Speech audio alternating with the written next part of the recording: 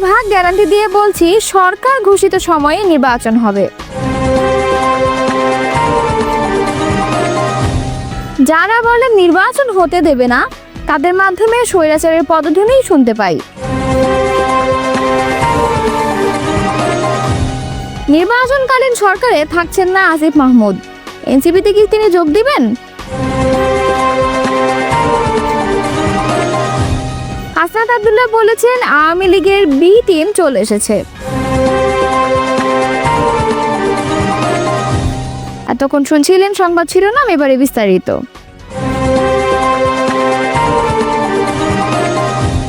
জাতীয় নাগরিক পার্টির মুখ্য সমন্বয়ক হাসনাত আব্দুল্লাহ বলেছেন, ভারতে বসে রাষ্ট্রের বিরুদ্ধে বিভিন্ন ষড়যন্ত্র করা হচ্ছে। জাতীয় পার্টির মাধ্যমে আওয়ামী লীগকে পুনর্বাসন করার চেষ্টা চলছে। সব রাজনৈতিক দলকে ঐক্যবদ্ধ থাকতে হবে। মঙ্গলবার রাজধানীর কৃষি বিজ্ঞান ইনস্টিটিউটের জাতীয় যুব শক্তি আয়োজিত জাতীয় যুব সম্মেলনে এসব মন্তব্য করেন তিনি। আওয়ামী লীগের বি টিম চলে এসেছে দাবি করে প্রতিহতের ঘোষণা দেন তিনি। হাসনাত আব্দুল্লাহ বলেন, অন্তর্বর্তী সরকার গত এক বছরে কি করেছে তা সবার সামনে প্রকাশ করতে হবে। এর পাশাপাশি বিশেষ করে মিডিয়া, প্রশাসন ও সামরিক বাহিনী নিয়ে সরকারের পরিকল্পনা প্রকাশ করতে হবে। তিনি আরও বলেন, মিডিয়ায় আগের মতো রাষ্ট্রের বিভিন্ন বাহিনী হস্তক্ষেপ করছে, মিডিয়া আবারও আগের রূপে ফিরে যাচ্ছে। এ সময় বস্তুনিষ্ঠ সংবাদ প্রকাশে মিডিয়ার প্রতি আহ্বান জানান তিনি। হাসনাত আব্দুল্লাহ বলেন, একটি দলের নেতারা নিউজ লিখে দেয়, মিডিয়া সেটা প্রকাশ করে। আমাদের আটকে রেখে ডিবিসিকে ফোন দেওয়া হতো, হেডলাইন পরিবর্তন করেন, ব্রেকিং পরিবর্তন করেন। একই অবস্থা আবারও দেখতে পাচ্ছি।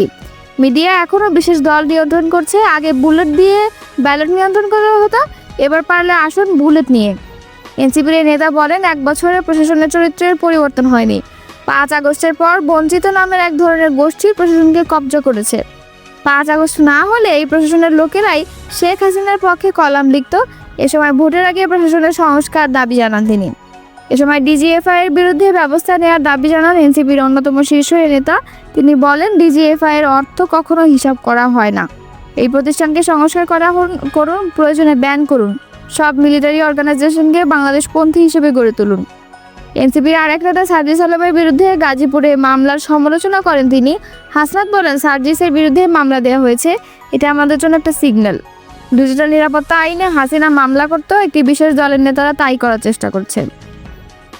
হাসনাত বলেন, তাদের নেতা তারেক রহমান নিজের ছবি নিজে পোস্ট করে আত্মসমালোচনা করেন, অথচ তার দলের নেতারা আমাদের অকথ্য ভাষায় গালি দেয়, মামলা দেয়। এদের বিরুদ্ধে ব্যবস্থা না নিলে মনে করবো সেন্ট্রাল থেকে এসব আদেশ আসে। গণ অধিকার পরিষদের সাধারণ সম্পাদক রাশেদ খান বলেছেন, আমি শতভাগ গ্যারান্টি দিয়ে বলছি প্রধান উপদেষ্টার ঘোষিত সময় নির্বাচন হবে। সেই সঙ্গে তিনি এও বলেন যে মাঝে অনেক জটিলতা বা 1-11 আনার চেষ্টা করবে, বিষয়টি নিজেদের ভাত কুতা দিয়ে খাওয়ানোর মতো। আমি যেহেতু ক্ষমতা যাওয়ার সক্ষমতা অর্জন করতে পারিনি, সুতরাং অন্য কাউকে ক্ষমতা দিতে না দিয়ে প্রয়োজনে হট্টগোল তৈরি করে 1-11 সৃষ্টি করব। কিন্তু ষড়যন্ত্র হলেও ঐক্যমতের ভিত্তিতে প্রয়োজনীয় সংস্কার শেষে যথাসময়ে নির্বাচন হবে। বুধবার সকালে সামাজিক যোগাযোগ মাধ্যম ফেসবুকে নিজের আইডিতে দেওয়া এক পোস্টে রাশেদ খান এসব কথা বলেছেন। তিনি বলেন, প্রধান উপদেষ্টা ছাত্রদের দল গঠনের জন্য পর্যাপ্ত সময় দিয়েছেন, কিন্তু একের পর এক বিতর্ক প্রধান উপদেষ্টা সহ বাকি উপদেষ্টাদের বিব্রত করেছে। প্রধান উপদেষ্টা সহ কয়েকজন উপদেষ্টা আর কারো দায় নিতে চান না, যে কারণে ঐকমত্যের ভিত্তিতে সংস্কার ও বিচারের একটি গতিপথ তৈরি করে নির্বাচন দেওয়ার মাধ্যমে শুভ বিদায় নিতে চান। গণ অধিকারের এই নেতারা ভাষায় এই বয়সে তাদের কারো বেইজ্জতি হওয়ার কোনো ইচ্ছে নেই, যে কারণে প্রধান উপদেষ্টা যেভাবে বলেছেন সেই রোডম্যাপ অনুযায়ী কাজ করবেন। তিনি এর কোনো পরিবর্তন করবেন না এবং সেই সুযোগও আর তার হাতে নেই। রাশেদ খান তার পোস্টে আরও বলেন, আমি শতভাগ গ্যারান্টি দিয়ে বলছি প্রধান উপদেষ্টার ঘোষিত সময় নির্বাচন হবে এবং মাঝে অনেক জটিলতা বা 1-11 আনার চেষ্টা করবে, বিষয়টি জেদের ভাত কুত্তা দিয়ে খাওয়ানোর মতো। এটা ডক্টর মোহাম্মদ ইউনূসের ওয়াদা উল্লেখ করে তিনি বলেন, তিনি কারো ফাঁদে পড়ে ওয়াদা ভঙ্গ করবেন না, বরং রাজনৈতিক দলগুলোর উচিত অযথা সময় নষ্ট না করে মাঠ ঘাট গ্রামগঞ্জে গিয়ে গণমানুষের কাছে নিজের দলের লক্ষ্য উদ্দেশ্য তুলে ধরে জনগণের ম্যান্ডেট আদায়ের চেষ্টা করা। এর বাইরে নির্বাচন আটকানোর যত চেষ্টা হবে, এতে নিজের তত বেশি ক্ষতি বা শক্তি সমন্বয়ের ক্ষয় হবে। রাশেদ খান বলেন, সবচেয়ে উপকৃত হবেন তারা যারা বাগাড়ম্বর বক্তব্য ও ষড়যন্ত্র করার খোয়াব দেখা বাদ দিয়ে মানুষের কাছে তৃণমূলে দাঁড়ে দাঁড়িয়ে ছুটে যাবেন। স্থানীয় সরকার, পল্লী উন্নয়ন ও সমবায় মন্ত্রণালয় এবং যুব ও ক্রীড়া মন্ত্রণালয়ের দায়িত্বে থাকা আসিফ মাহমুদ সজীব ভুঁইয়া নির্বাচনকালীন সরকারের উপদেষ্টা পদে থাকছেন না। যুক্তরাষ্ট্র ভিত্তিক গণমাধ্যম ঠিকানায় গতকাল মঙ্গলবার ঠিকানায় খালেদ মহিউদ্দিন শীর্ষক অনুষ্ঠানে এসে তিনি এ তথ্য জানান। তার মানে আগামী জাতীয় সংসদ নির্বাচনের আগেই কি নাহিদ ইসলামের মতো উপদেষ্টার পদ ছেড়ে রাজনৈতিক দলের সঙ্গে যুক্ত হচ্ছেন আসিফ মাহমুদ? তেমনটা ইঙ্গিত রয়েছে স্থানীয় সরকার উপদেষ্টাদের কথায়। সরকার থেকে সরে দাঁড়ানোর বিষয়টি আসিফ মাহমুদ বলছেন, 2018 সাল থেকে আমি রাজনীতিতে যুক্ত, তাই নির্বাচনের তফসিল ঘোষণার আগে সরকার থেকে সরে যাব। রাজনীতিতে আছে এমন কয়েকজন সরকারের আছে মাহফুজ আলম সহ আরও কেউ যদি থাকেন, এমন কারণ নির্বাচনে থাকাকালীন সময় সরকারের উচিত নয় বলেও মনে করছেন তিনি। কারণ হিসেবে ব্যাখ্যা দেন প্রধান উপদেষ্টা জাতিকে সেরা নির্বাচন উপহার দিতে চান, তাই কনফ্লিক্ট অব ইন্টারেস্টের প্রশ্ন যেন না আসে। আসিফ মাহমুদের মুখ থেকে এমন ঘোষণা আসার আগে রাজনৈতিক অঙ্গনে গুঞ্জন ছিল ভোটের আগে দুই ছাত্র উপদেষ্টা আসিফ মাহমুদ ও মাহফুজ ইসলাম সরকার থেকে সরে এসে এনসিপিতে যোগ দিতে পারেন। তবে এনসিপিতেই আসিফ মাহমুদ যোগ দিবেন কিনা তা নিয়ে পরিষ্কার করেননি এই টকশোতে। এছাড়া আগামী নির্বাচনে প্রার্থী হবেন কিনা বিষয়টি স্পষ্ট করেননি তিনি।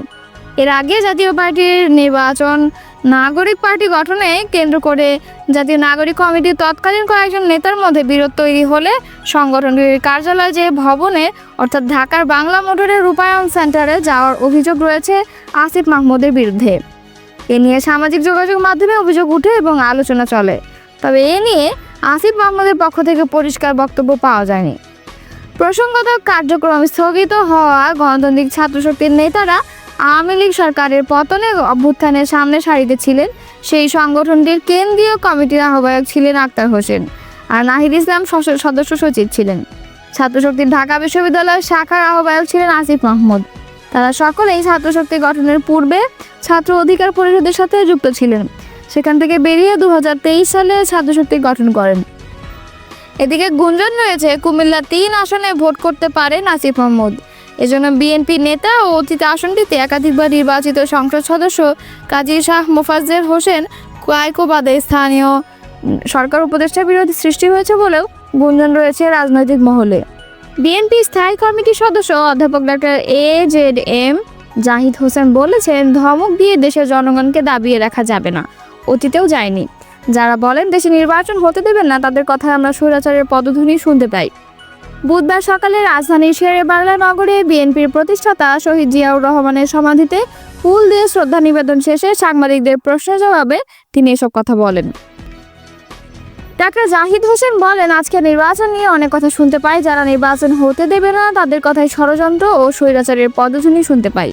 অথচ প্রধান উপদেষ্টা মহোদয় প্রধান নির্বাচন কমিশনার ও কমিশনকে বলে দিয়েছে যে ফেব্রুয়ারির মধ্যে নির্বাচন সম্পন্ন করতে হবে।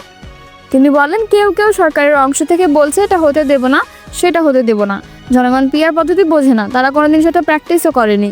আমেরিকা বলেন, যুক্তরাজ্য বলেন কিংবা বড় গণতান্ত্রিক দেশ ভারতের কোথাও পিআর পদ্ধতিতে নির্বাচন হয় না।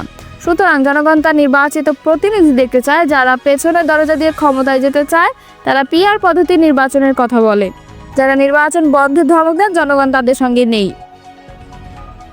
ডাক্তার জাহিদ আরও বলেন, মব কালচারের মাধ্যমে দেশকে কোথায় নিয়ে যাচ্ছেন, দেশের শিক্ষা ব্যবস্থার কী অবস্থা। আমরা বলবো, কেউ ধমক দিয়ে দেশের মানুষকে দাবিয়ে রাখতে পারেনি।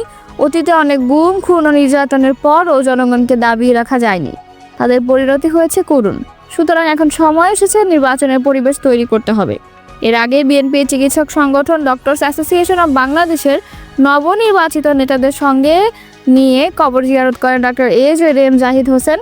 এ সময় জিয়া পরিবার ও দেশের সমৃদ্ধি কামনায় দোয়া করা হয়। এ সময় আরও উপস্থিত ছিলেন ড্যাবের সাবেক প্রধান উপদেষ্টা অধ্যাপক ডক্টর ফরহাদ হালিম ডোনার, ড্যাবের নবনির্বাচিত সভাপতি অধ্যাপক ডক্টর হারুন আল রশিদ, সিনিয়র সহসভাপতি অধ্যাপক ডক্টর আবুল কেনান, মহাসচিব ডক্টর জহিরুল ইসলাম শাকিল এবং কোষাধ্যক্ষ ডক্টর মেহেদী হাসান।